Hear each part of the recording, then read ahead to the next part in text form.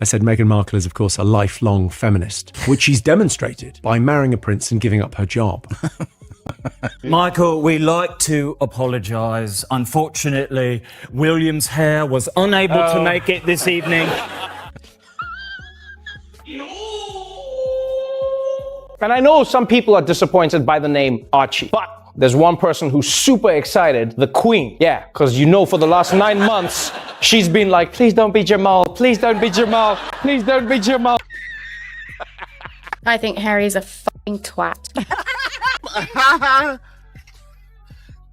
Meghan said that she and Harry actually got married 3 days before the royal wedding. Great, now I feel like a fool for waking up at 5 a.m. to watch two married people get married.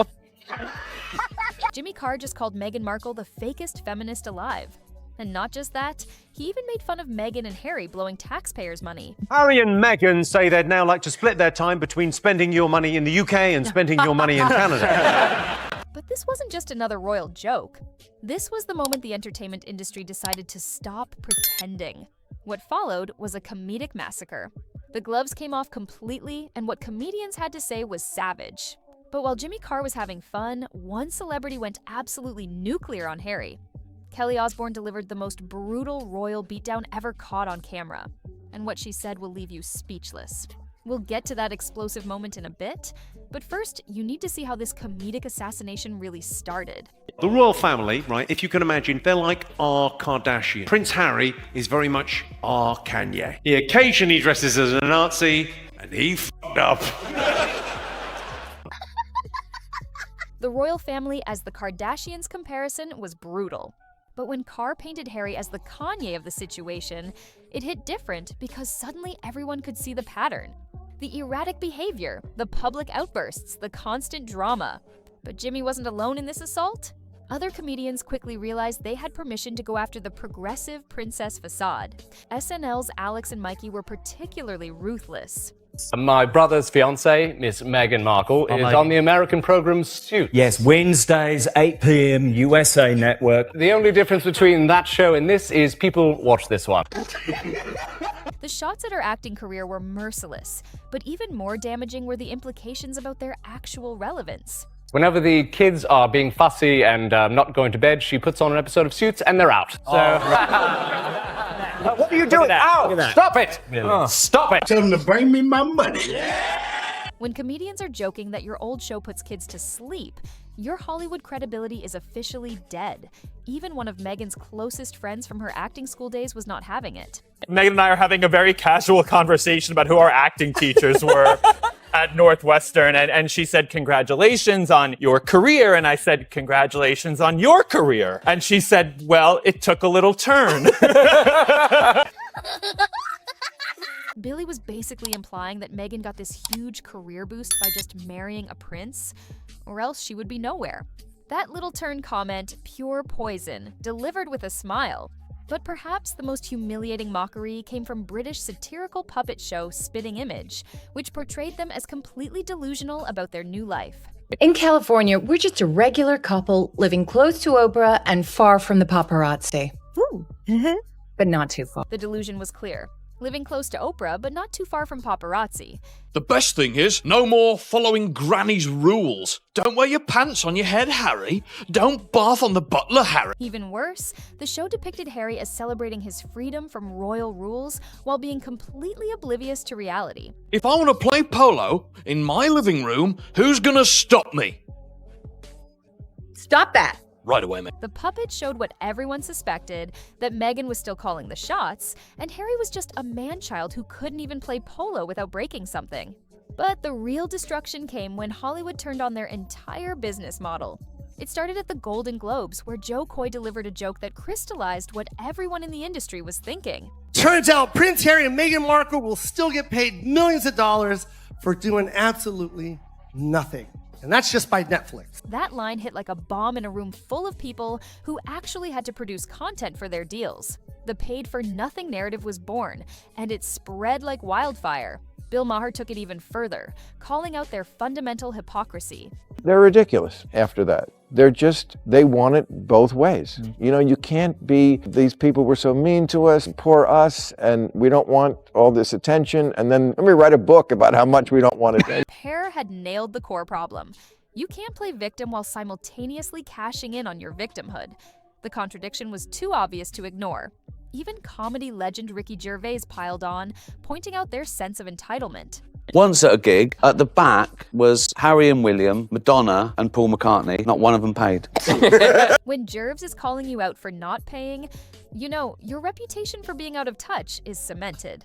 But perhaps the most brutal takedown came from South Park, which didn't just mock their hypocrisy, they made it the entire plot of an episode. We just want to be normal people. All this attention is so hard. Isn't it true, sir, that your questionable wife has her own TV show and hangs out with celebrities and does fashion magazines? The cartoon nailed their contradictory messaging perfectly.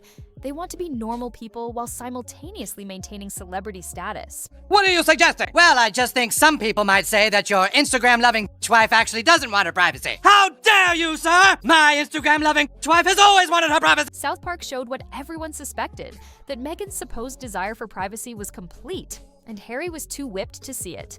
The show went even further, depicting them flying around the world, demanding privacy through megaphones. To hell with Canada! We are leaving! We'll go find some quiet place where we can be normal people! Come on, wife!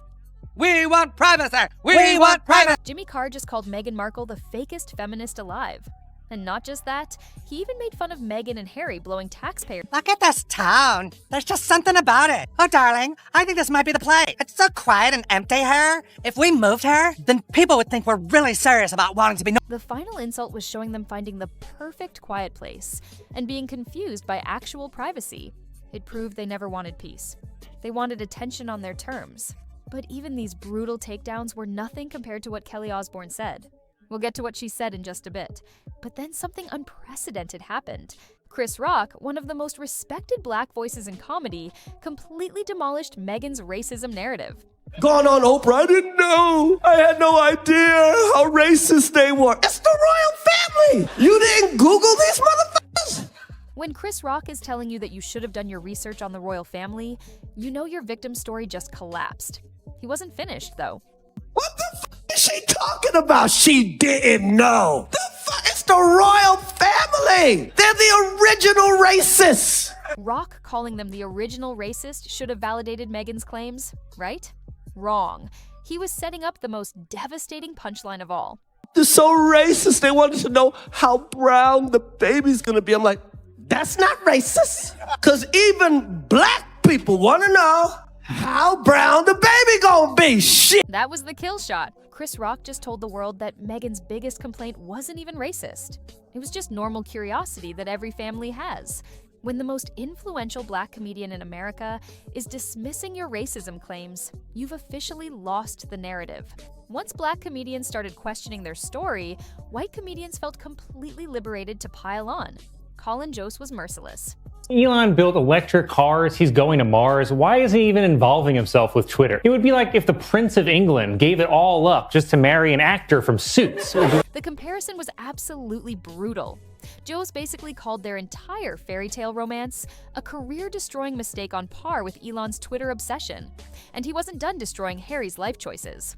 NBC has announced plans for a spin-off to the hit series Suits. It will focus on Meghan Markle's character's struggle to balance her legal career while also caring for an unemployed immigrant. The unemployed immigrant line became legendary because it stripped away all the royal mystique and reduced Harry to exactly what he was, a man with no job living off his wife's Netflix money. The attacks reached a new level when British comedian Simon Brodkin decided to get personal. He didn't just mock their actions, he went straight for their characters. I watched the Harry and Meghan Netflix documentary. Now, I'll be honest with you, before I watched it, I was not a fan of theirs. But now I've actually heard their side of the story, I f***ing hate them. Brodkin's confession was brutal in its honesty. He gave them a chance, watched their documentary to hear their side, and came away hating them even more. That's the definition of a PR disaster. They started off and they're making interesting points about racism and misogyny. Then they start calling each other H and M, and I just thought, oh, do fuck off. The H&M nickname mockery was particularly damaging because it highlighted how corporate and fake they sounded. Even their pet names felt like a brand strategy. They were complaining they had to pay for their own security. They were not happy about that. Yeah, they were very worried about their safety, which I get that aspect of things. After 6 episodes, I wanted to attack. When Brocken said he wanted to attack them, after hearing them complain about paying for security, he articulated what millions were thinking. Multi-millionaires whining about basic expenses. The disconnect was staggering. But perhaps the most shocking moment came when Joe Rogan found himself randomly targeted by Prince Harry during a media appearance. One time, I just woke up, I'm in my underwear, I plop down in front of the TV, I turn it on. The moment I turn it on, Prince Harry's talking shit about me. I'm like, Rogan's confusion was clear. He's just minding his own business. And suddenly, a prince is talking about him on television. do you know how weird it is when a prince knows your name? He's like, Joe Rogan's giving out dangerous vaccine misinformation. The absurdity hit Rogan immediately. How weird is it when royalty knows your name because they're attacking you publicly? And my first thought was, did I? I might have. That was comedy gold. Even Rogan questioned if he'd actually done something wrong just because a prince said so. And then Kelly Osbourne delivered the most unfiltered, brutal takedown of Prince Harry ever captured on camera. This wasn't comedy. This was pure, unhinged rage. I think Harry's a twat. I do. The podcast host laughter was telling. Even he knew she'd crossed a line that nobody else dared to cross. But Kelly was just getting started. He's a whining, whinging, complaining, woe is me, I'm the only one that's ever had mental problems. Kelly didn't just attack Harry's actions, she attacked his entire character. The constant complaining accusation cut deep because it highlighted the victimhood mentality that had become his brand. Then came the knockout punch that left nothing standing. Like, my life was so hard. Everybody's life is hard. Yeah, you were true. the prince of That's a true. goddamn country who dressed up as a Nazi, and now you're trying to come back as the Pope? Suck it. That was the moment Kelly Osbourne said what everyone was thinking, but nobody had the balls to say. She called out his Nazi costume, his mental health complaints, and his attempt to rebrand himself as some kind of saint. The ending was the perfect cap to the most savage royal beatdown in entertainment history. Kelly Osbourne had just done what no comedian, no talk show host, and no satirical cartoon had managed to do. She completely destroyed any remaining sympathy for Prince Harry with pure, unfiltered honesty. What we have witnessed here isn't just comedy, it's a complete character assassination that spans every corner of the entertainment industry. From Jimmy Carr's brutal attacks to Kelly Osbourne's unhinged rant, public sentiment turned when authenticity came into question. Harry and Meghan's strategy was simple. Control the narrative, frame themselves as victims, and cash in on sympathy. But the audience wasn't buying it. Every interview gave comedians ammunition.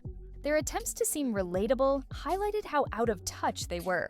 Complaints about privacy while doing publicity tours became perfect joke setups.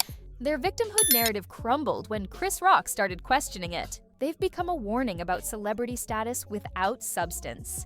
When your brand is built on grievances rather than achievements, you're always one joke away from irrelevance. The entertainment industry that once might have protected them has turned them into content. They're not celebrities anymore. They're punchlines.